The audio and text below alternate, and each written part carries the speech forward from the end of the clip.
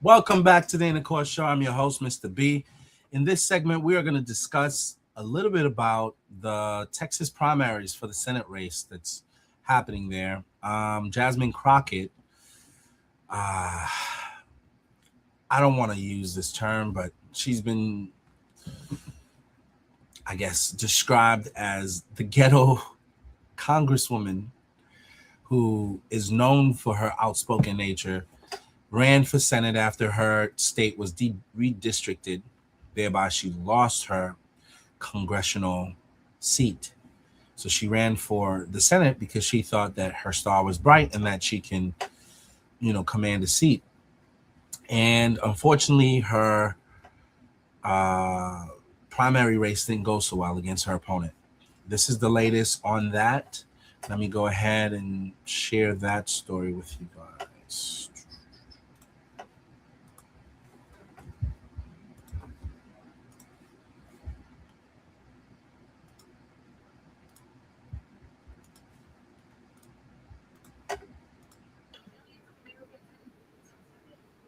Pivotal primaries last night, including key races in North Carolina, Arkansas, and Texas. Meantime, Doug Lazader joins us live from Washington with the results. Doug. Hey, good morning, guys. A lot of races to talk about. So let's start with that Texas Senate race that attracted so much attention and money. On the Democratic side, James Tallarico defeated Congresswoman Jasmine Crockett in that hotly contested primary. In a victory speech, Tallarico said he was going to take back Texas. This movement is about whether the people will hold the power in this state and in this country. We launched this underdog campaign 6 months ago in my hometown of Round Rock, Texas. And since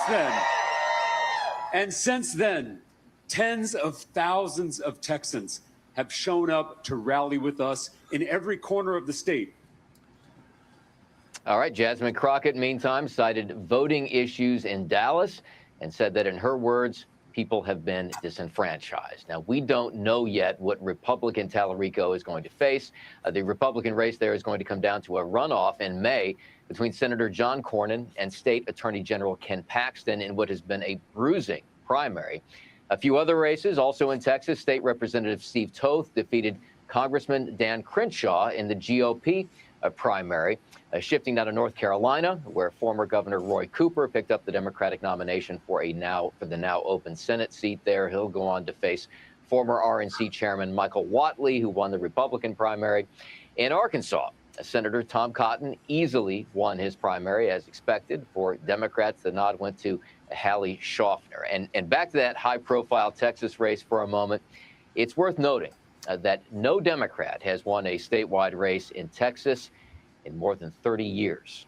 Todd National. But if Republicans keep spending all their money on a primary, which is look like it's going to happen into May 26th, I don't know. That does leave a little bit of an opening for Democrats. So we will see. Doug, thank you. Thank you. And now we're going to bring in Aaron McGuire from Axiom Strategies. Aaron, thanks for getting up with us. Your reaction to this last night? There's a lot of big stories coming out right now out of last night's election, and one of them is going to be the Latino vote in Texas. That's really what propelled James Tallarico over Jasmine Crockett. And Jasmine Crockett is set to likely, this will likely be the end of her political career as we know it. She had to not run in the primary for her House seat. So I imagine you'll see her leftist nonsense all over the news going forward, including her election denialism here. But that Latino vote you see in Texas is going to be a key indicator going not only into the runoff for Republicans, but also into the general election. This is a base that moved quite frequently. You saw a big move in the 2024 election for those Latino voters toward Republicans. And are we going to see that pendulum swing back? With this runoff coming in May, you will see what is going to continue to be one of the most expensive primary in U.S. history. All eyes on Texas. The Democrats, they have their pick. They're set. Do you think this is going to hurt the Republicans at all? Because they have a little bit of work to do. Yeah, there is going to be no love lost between Ken Paxton and John Cornyn in this, 3-month runoff, the runoff into May here. And you're going to see a lot of money, like I said, come in. Senator Cornyn had about $70 million come in to try and propel him in this primary. To Ken Paxton's about $5 million. And there's, like I said, no love lost between the two of them. But the good news is this is the earliest primary on the calendar, right? We saw it here in March. The runoff is in May. And let me tell you, that is still a lot of time, politically speaking, into the general election. So even in what will be an incredibly bruising fight between two Texas heavyweights, you will see there is plenty of time for them to run on their record and run on their message versus James Tallarico, who is a good fundraiser, but is really a wolf in sheep's clothing when it comes to being a radical leftist and not a right fit for Texas as a senator. So do you think the Democrats stand any chance of flipping this? I don't know if you heard Doug Luzader there right before he came to you. He said that there's been no Democrat that has won a state primary in 30 years. Yeah, I call it the big Texas blue fever dream they have every cycle, where Democrats play this game where they dump hundreds of millions of dollars into Texas just to light it on fire. You can look at Beto, I was born to do it, Robert Francis O'Rourke. You can look at Colin Allred. You can look at the lady in the sneakers who stood on the Texas floor. Texas Democrats are trying to play the long game here, where they think they can slowly move the electorate versus trying to win flat out. Tallarico is the quote unquote moderate that Democrats wanted versus the radical of Jasmine Crockett. But now they get to litigate Tallarico's stance. He's never really had anybody push him in a race before. So this is going to be one that is going to see Democrats yet again spend a lot of money, likely, and for not the result of a victory. This will remain a Republican Senate seat. Okay. So the Democrats have tried a lot to take a seat in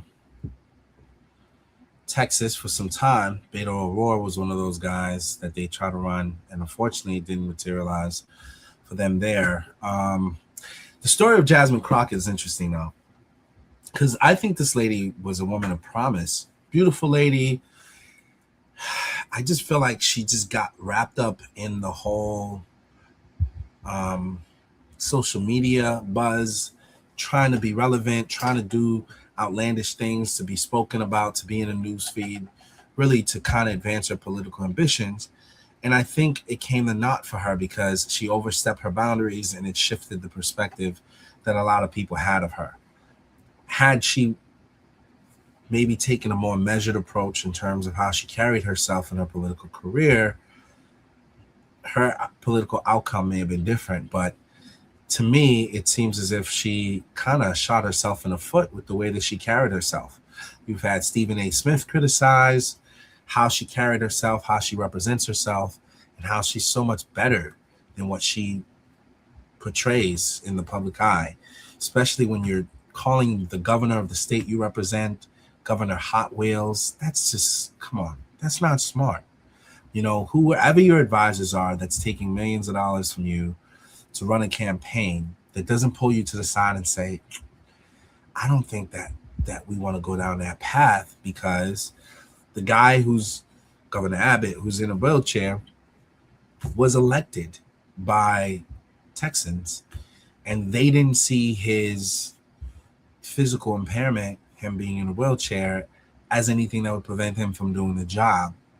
So for you to make a comment like that, it's almost like you're spitting in the face of the Texas citizens, residents that voted the guy in. And then knowing you have political ambitions to run for office, you're going to want those people to go out and support you. But that's the image that you give them. It's just not a good look. So for me, if I was her, I'd be cussing out every single one of those advisors for not doing a better job at putting a tight leash on her, because she shot herself in the foot. Beautiful lady. Could have been so much more had she actually spoken eloquently, had she not taken this ghetto approach towards the office that she was called to hold. Because of her behavior, it led to the Texas governor redistricting so that she would not have a place in office. Now, who can you advocate for if you're no longer an elected official? I mean, this would seem like common sense, but for whatever reason, it wasn't common sense to Jasmine Crockett, and it led her to losing her Senate seat or her congressional seat. And now she thought she can go big or go home, and in that effort, she still fell short. With that said, let's see what her concession speech looked like last night. I'm going to shift the conversation to that. We don't have any of the results because there was a lot of confusion today.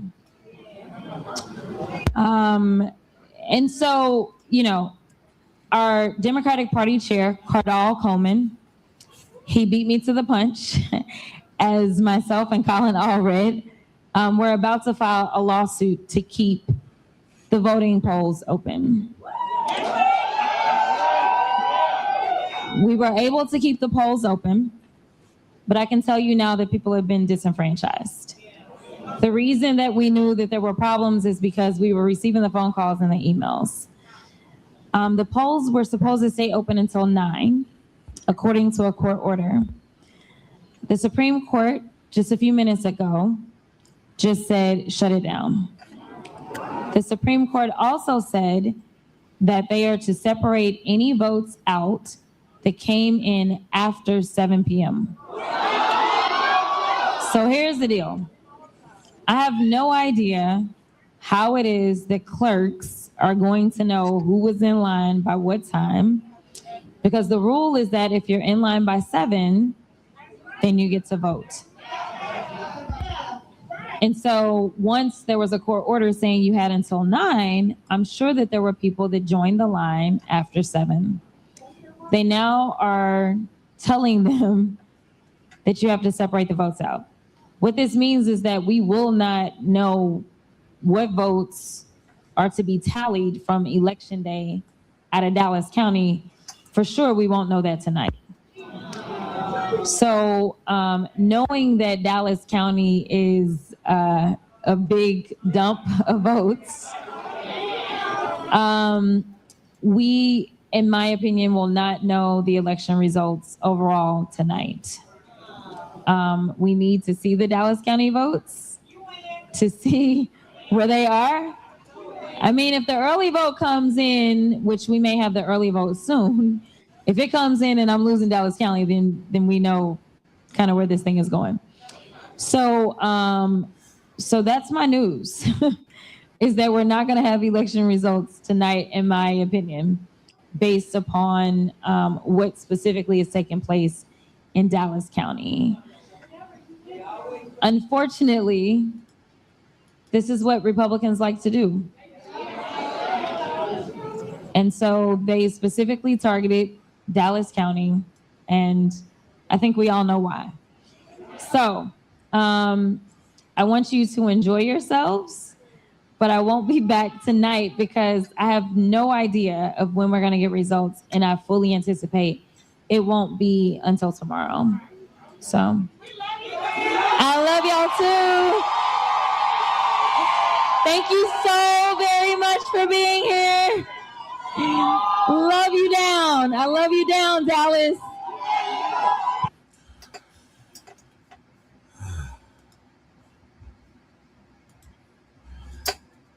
Well, up until last night, she thought there was, I guess, some funny business going on. So it doesn't seem like she really conceded in that sense, but the race was called not in her favor.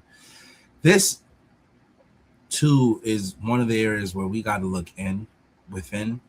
This lady could have had a much more promising career had she managed herself a little differently. I think she got wrapped up in the mix. I don't know. I saw a random commercial where she was doing a Popeye's chicken campaign where she was doing a They Not Like Us dance. And I was like, what the heck am I watching? So I called my man who's out in California. Him and I used to work together in banking. And I said, black guy. But obviously he's got mixed kids and things of that nature. I said, I know you're a big Democrat and you support, Democratic Party. Talk to me. Does this chicken campaign commercial make sense to you? Given the fact that you're a black official and there's all these stereotypes, why would you do a chicken commercial dancing to Kendrick Lamar, They Not Like Us, as a means of rallying voters around you? Aren't you playing up to the racist tropes that may exist by doing that?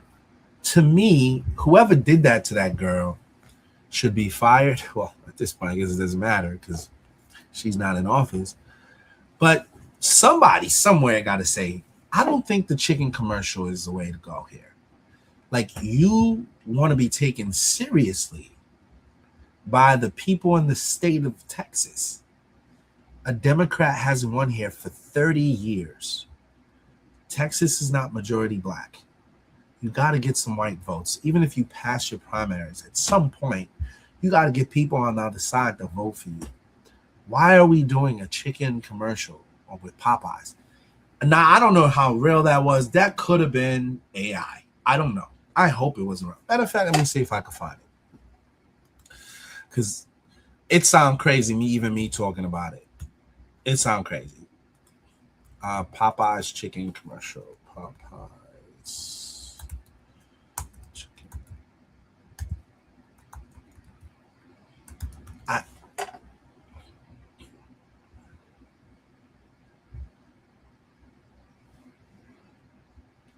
Did that? It could have been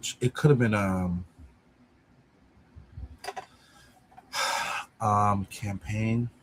Popeye's chicken commercial. Chicken commercial. Let me see. I don't know if it was Popeye's chicken. It was something crazy that I saw yesterday. And I was like, no way. She did not do that. Now, maybe it was AI generated and it was foolish.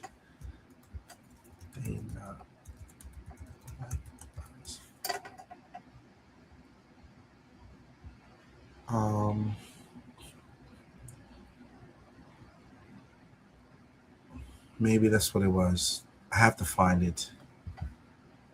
I mean, let me take.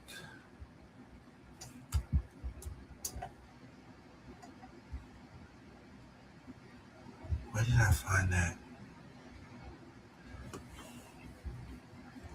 It was just wild. I'm trying to see if I can find it.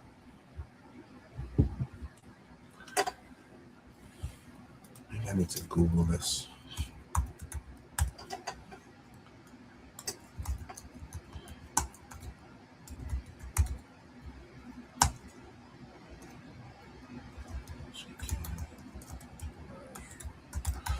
I'm sorry. Yeah, there it is. I know I'm not crazy. I thought I saw that. It could be an AI. Now, let me say this. This is what I... Hold on. Let me take that back. It could have been somebody trying to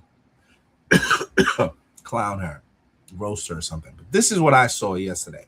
And I was like, please don't tell me this lady actually did this commercial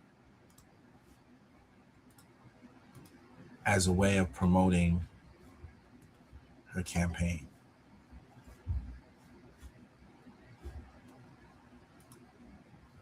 How's it doing that?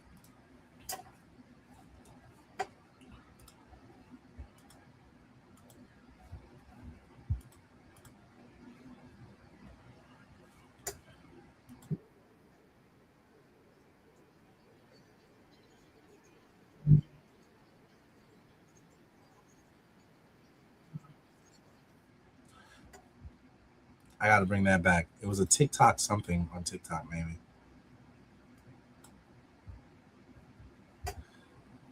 I might have totally jacked that up. Let me see. Go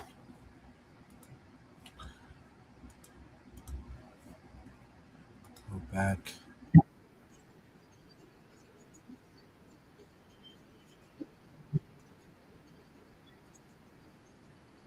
Hold on, I'm having some technical difficulty here pulling this up, but We're going to get this figured out.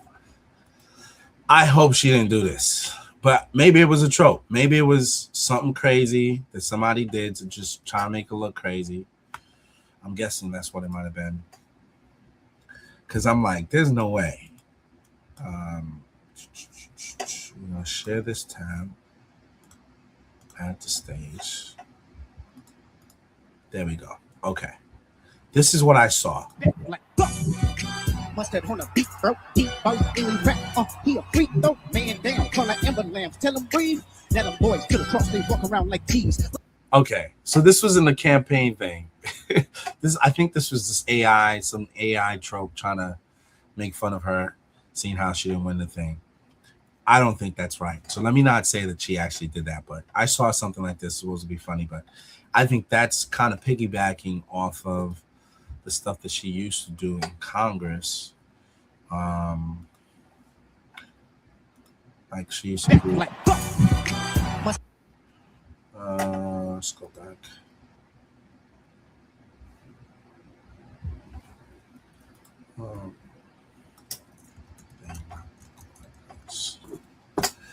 There's one where she used to do like a dance online or something in Congress.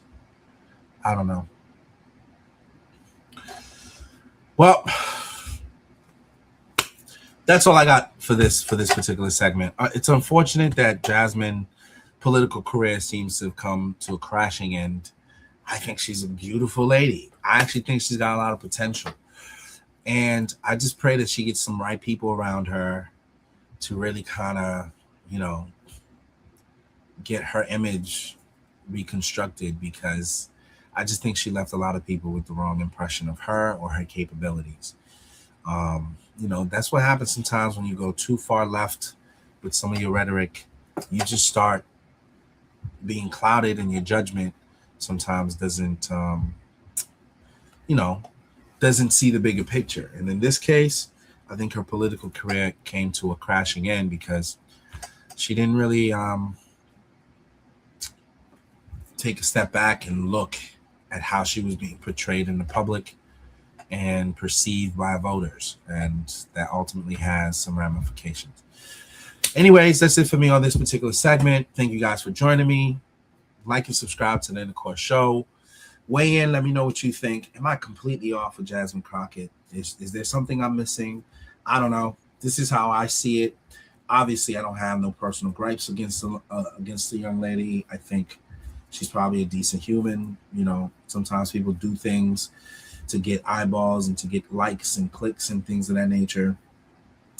So I'm not going to say how she portrayed herself as who she is, but I don't think she did a good job managing her public image with regards to her political career. And that's just my views. If you guys feel differently, definitely weigh in. Let me know what you think. And like and subscribe, comment, and just stay connected with the conversation. All right? Yours truly, Mr. B, signing out.